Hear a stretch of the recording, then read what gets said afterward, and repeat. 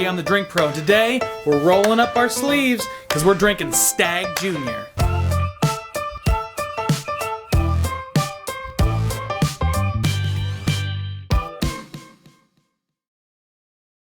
So Stagg Jr. is a low-tier edition of a very high-tier product, George T. Stagg. This is part of the Buffalo Trace Antique Collection, which is one of the harder bourbons to find in the world that's regularly released. Pretty much only Pappy Van Winkle, maybe Michter's 20, and a couple of others would be harder or more expensive on a regular release basis. But Stagg Jr. is not as hard to find. Now, it is allocated, it is hard to find, don't get me wrong, but it's much easier to find than a lot of other products. Now, Stagg Jr. is released, I think, twice a year, and they have different batches. It's a non-chill filtered barrel strength whiskey. Now, non-chill filtered essentially means that they just run it through a mesh strainer. There's other ways that you can filter whiskey where you chill it down and remove more of the particulate. That's only really important when you're proofing something down below 47%. If you proof regular whiskey like this that's not filtered down below 47, it can get kind of cloudy. And that doesn't affect the taste at all. It's an aesthetics issue. People that aren't big whiskey aficionados are going to look at that and kind of go, I don't want to drink something that's cloudy and got sediment in it. A lot of whiskey drinkers don't care. As long as it tastes good and it's done right, they won't mind the cloudiness.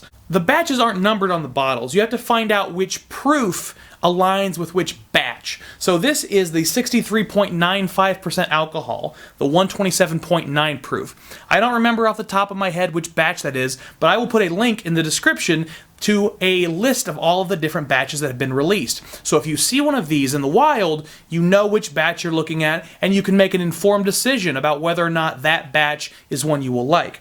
These batches do vary quite a lot. I'm going to review this particular batch because it's what I have on hand, it's what I have open, but understand that not all of them taste the same. In fact, I recently did a 4 Stagg Jr. lineup tasting with a group of friends, and we all found very different notes in the different Stagg Jr. pours. A lot of those kind of batch whiskeys, I think I've got some Elijah Craig barrel proof over my shoulder that does the same kind of thing. Those batch whiskeys aren't always going to taste the same, and they're kind of doing that intentionally. They want to vary the experience slightly from year to year. One of the most famous ones, which I don't have behind me, is Booker's, and they've actually started naming the different batches and offering a lot more detail about which warehouses the blends are coming from, what percent of each warehouse each blend is from, and why it was blended the way it was blended. Some people might find that a little hokey, but I really enjoy it. I love having that kind of information and understanding what comes into my pour. You know, this Stagg Jr., I have no idea why it's this proof or what was done to make it this way. But I know I like it. I haven't drank as much of this as I would want to. I'm trying to save it because I enjoy it so much. And I've got a couple other Stagg Juniors I'm going to open myself and do my own lineup for you all later on in a future episode. So the smell coming off of this is incredibly sweet and strong and pungent. Lots of green apple, lots of cherry. It's very fruit forward, actually. You definitely know it's a high proofer. It's very strong smelling on the nose, and this has been sitting open for a while. It's about half full. Higher proof whiskeys are going to actually drop in proof as they stay open, because as you keep opening the bottle and resealing it and letting it sit there, the alcohol will evaporate. And once the alcohol's evaporated to a certain point, it's going to affect the flavor. And I definitely can pick it up, and perhaps most notably on the nose, because I'm not getting that real sharp alcohol burn that I was getting when I first poured this. When I first opened this, it was so hot I could hardly drink it. But as I gave it time to open up in the bottle, it's really come alive. There's some really nice orange or mandarin notes. Like I said, it's very fruity on the nose. Some citrus is coming up. Again, as you let a whiskey sit there, you know, it's going to evolve a little bit in the glass. Some of the sharper notes are going to subside. When I first poured it in, I was getting really sharp sweetness, lots of cherry, lots of malt, lots of apple. Now it coming back to it. Much more citrus, lemon zest, orange, mandarin. Maybe even like a papaya? There's some tropical fruit in there, I think.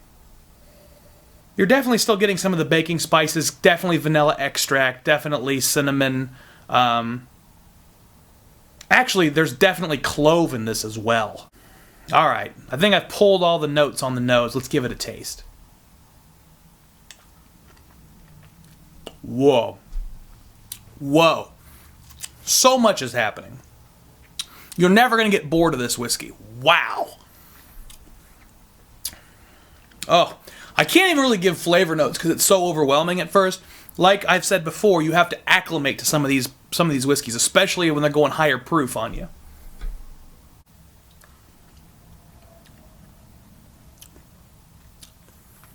Yeah. Okay. Very sweet on the initial hit.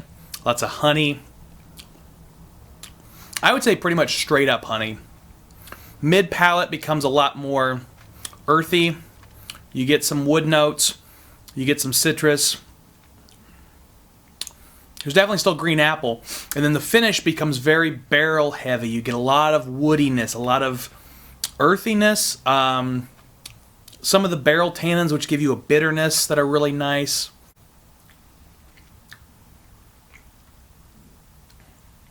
Man, that's just a good whiskey, guys. It's got all the right flavors. It's such an interesting presentation. There's a lot of heat, there's a lot of spice, there's a lot going on. I'm going to do something to this that I don't do to most whiskey, but I think is really important for something that's that high proof, to really open things up and add some expression. And it's frowned on by a lot of people, but I think it's worth doing. I'm going to add a little bit of spring water. It's tap water. Not very much. I hope you saw how little I put in there. This is 63.95%, and I just barely put some water in there. Why? Because I don't have that much whiskey in my glass. So a little bit of water goes a long way. Oh, and on the nose, it's already opened up so much. It's full of baking spices and fruit. I'm getting berries, blackberries, currants, blueberries. Oh, and maybe even some pie crust. It's like a freaking blackberry pie. That was not there at all before I added water. Some whiskeys really open up with water, and I highly recommend, especially if you're drinking higher proof whiskey, experiment with adding little bits of water to it. Not ice, water. When you cool down the whiskey, you actually change the flavor profile and make it a little bit softer and kind of mute everything away. You want it to be room temperature water so it doesn't change the palate based on temperature, but based on opening up and changing the expression.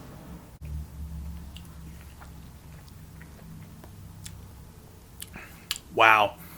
Taste is pretty different from the nose.